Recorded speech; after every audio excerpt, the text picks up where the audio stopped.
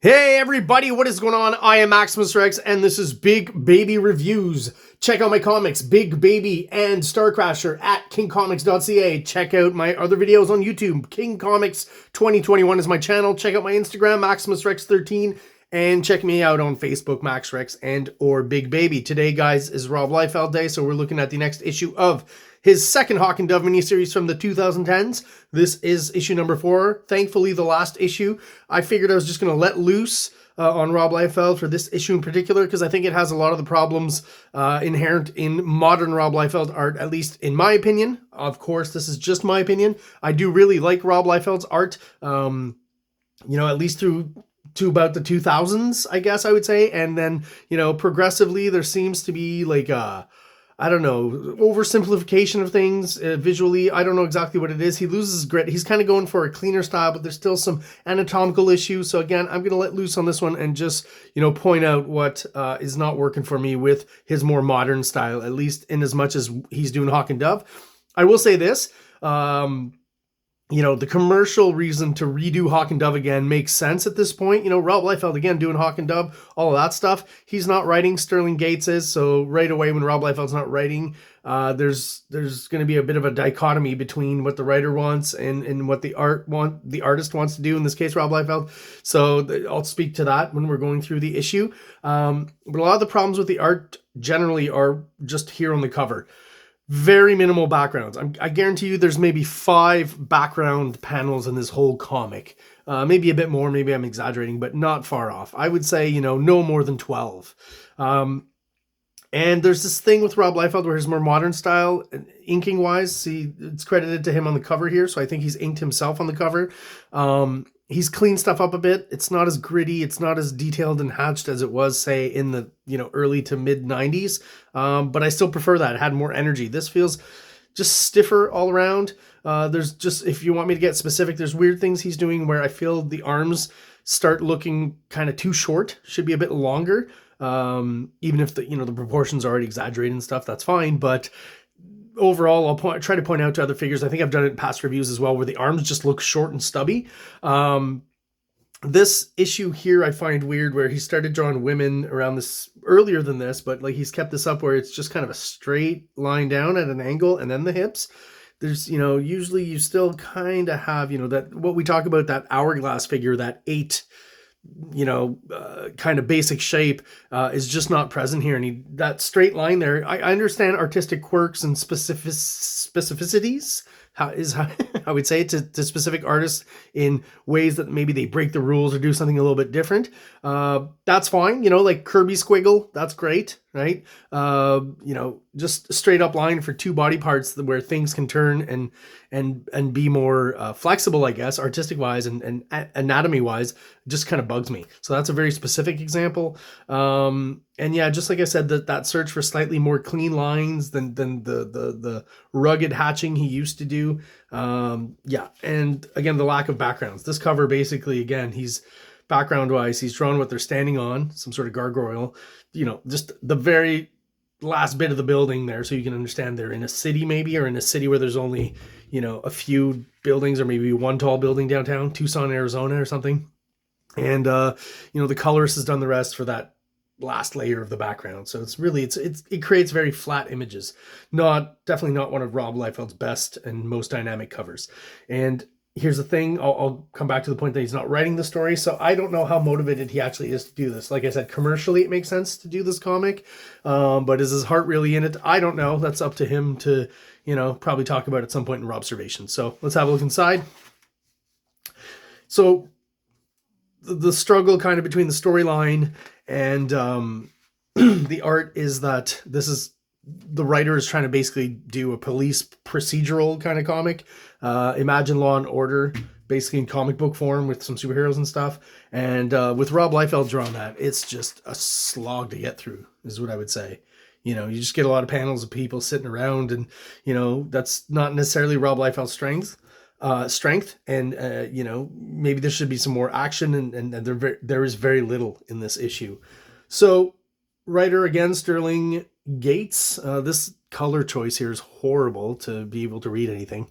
Writer Sterling Gates, penciler Rob Liefeld, inkers Adelso, Adrona, and Rob Liefeld. So what I'm going to assume here, I might be wrong, but that what Rob Liefeld has done is he's probably inked the faces, as he's talked about in the past that he would do when other inkers were on him. He would still ink the faces. So I feel like maybe he's done the hair and the faces, and everything else probably is this. I can barely read that. Adelso Corona gentleman who's inking, who's not doing a bad job, and again is probably leaning a bit into cleaning Rob Liefeld stuff up a little bit, because again, a close up on a face, you get more of that old school Rob Liefeld slightly rougher inking, where I think he's using a fine liner rather than an actual, dip pen or anything else as an inking tool. And then everything else over here looks, just slightly cleaner than that. Good down shot, I gotta say, is an establishing shot here by Rob Liefeld, putting in the effort at least in this first kind of shot of all the characters. One of his strengths, I've always said, is that down shot, although some characters look a little odd, maybe this guy, lack of shoulders, but overall it works. And let's point out that obviously this is Condor, right, the guy from last issue, and that's all just Hannibal Lecter ripoff all the way throughout. Here's another problem I kind of see with the coloring. Maybe I didn't pick up on this, and you will as we get to this page here, but just visually, I wasn't reading it, and I was feeling like looking at this and this, it takes a while for me visually to realize that this is all not just one scene. These guys stand out a little bit in their coloring, where they're a little bit brighter than everything else, but maybe if this whole panel here had kind of followed more of that color scheme that's kind of established with these guys, or more in those tones, the whole panel would have been pulled out like these guys, and it would have been more obvious that this is happening at a different time. Storytelling wise, I almost felt visually like you were supposed to go through it this way down here, and think it's one sequence, but this is actually kind of like a flashback to last issue, basically. So coloring wise, I feel like that could have been a lot better. And in keeping with these cool tones down here, that's fine, but you've got the same cool tones in the background here.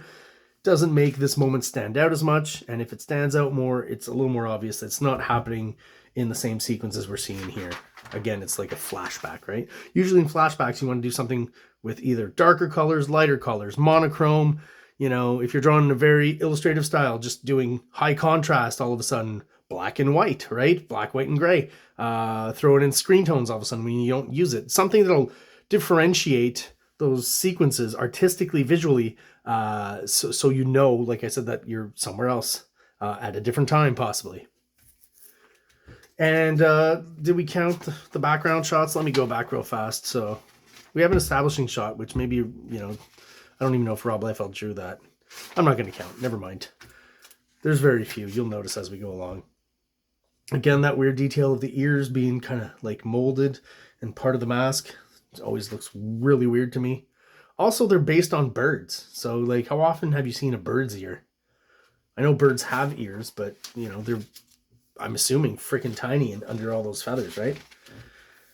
What a boring page. And the coloring just doesn't help it at all in those cool tones. There's just, it's very off-putting, the coloring. I think a big problem with this comic is the coloring as well. Not the technique per se, but the choice, the color choice. It just doesn't help the art at all.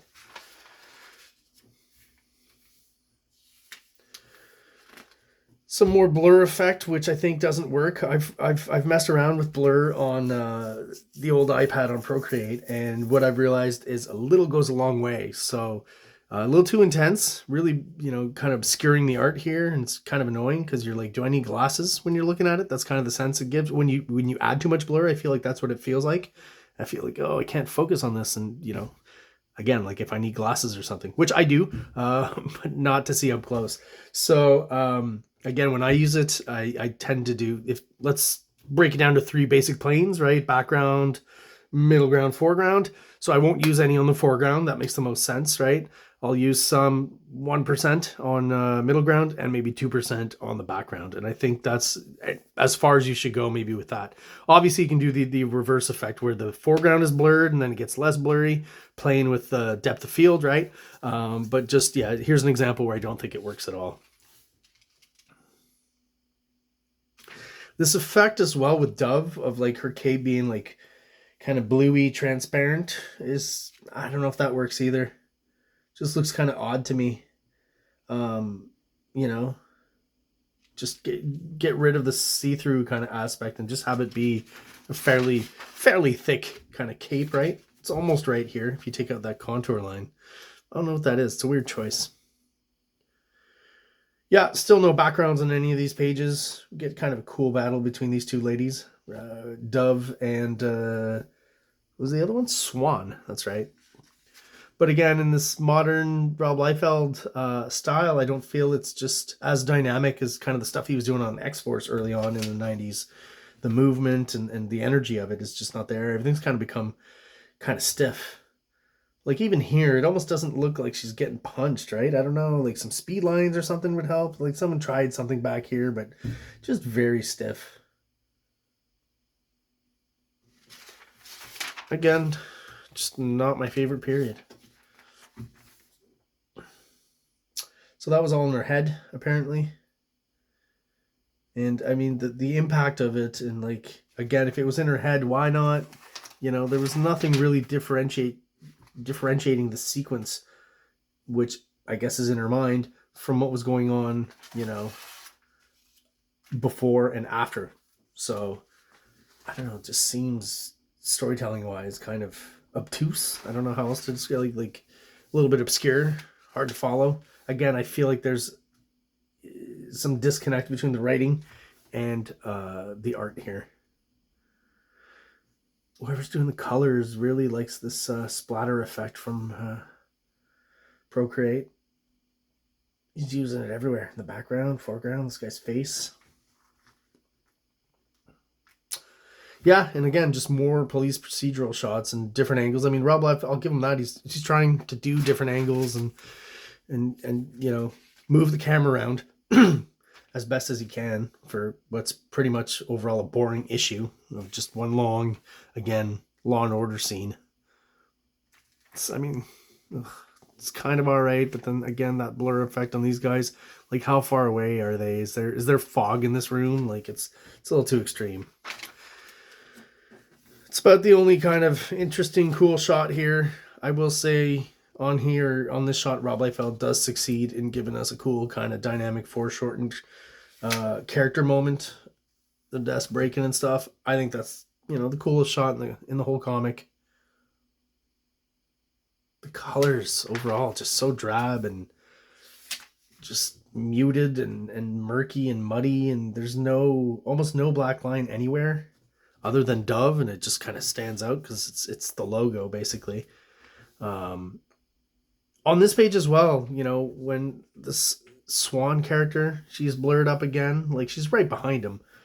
Depth of field wise with the camera, like they would both be in focus, I'm pretty sure, right? I don't know how much blur you would get if you just focused on Dead Man and she was like right next to him pretty much. So it's an odd effect here. Now, way too much computer stuff all around, coloring wise. I ponder at this, if anyone knows the answer to what this is. It looks kind of like a D, just kind of repeated, like Dead Man, right?